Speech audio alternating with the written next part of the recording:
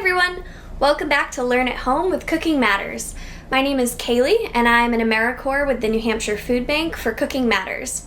If you remember both Elise and Maria talking earlier about fruits and veggies and grains, today we're going to talk about protein. So protein, if you take a look here, that's one of our last two food groups, just protein and dairy to go. So what do you notice about the protein food group? It's only about a quarter of the plate, right? It's one of the smaller portions of my plate. So you may often hear people talk about how to add more protein in your diet, and it can give the impression that most people don't consume enough. But even though many food cultures make protein the star of the show, usually we don't need as much as we think. Our bodies are really good at using protein to keep us healthy, even without going overboard. Proteins are essential, and we use them as building blocks for strong bones and blood, and they help our bodies to make enzymes and hormones and all different kinds of things that we need in order to be healthy and happy. So protein, just like carbohydrate and fat, provide us with calories as well as other essential nutrients. What are some different sources of protein that you or your family eats, and what nutrients do they contain that we should think about?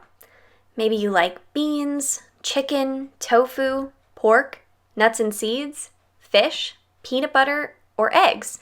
There are lots of options. Fat is one of the 6 essential nutrients and is important for our health. Foods with fat also contain other important micronutrients like vitamins and minerals. Have you ever noticed the marbling of white in a steak, or how after cooking bacon there's fat left in the pan that has to be scraped out? Those types of fat are called saturated fat, and they are in foods like cheese, bacon, butter, and chocolate. They're called saturated fats because they're made up of a chain of carbon atoms fully saturated by hydrogen atoms.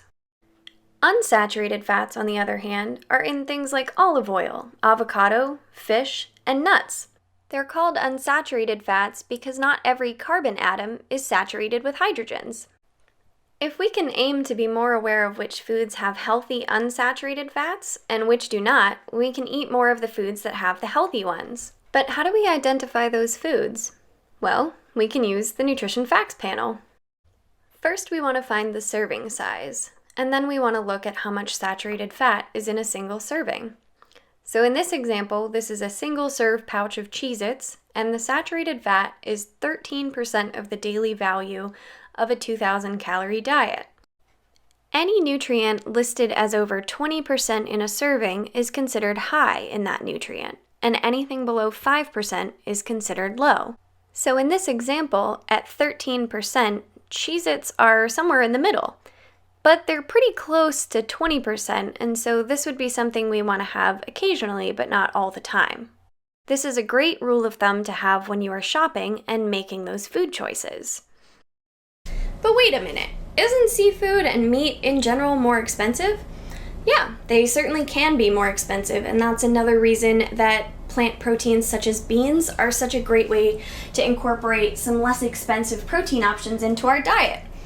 So we could use cannellini beans on salads, we could use it in soups, we can use it all kinds of different ways, and peanut butter is another great plant-based protein.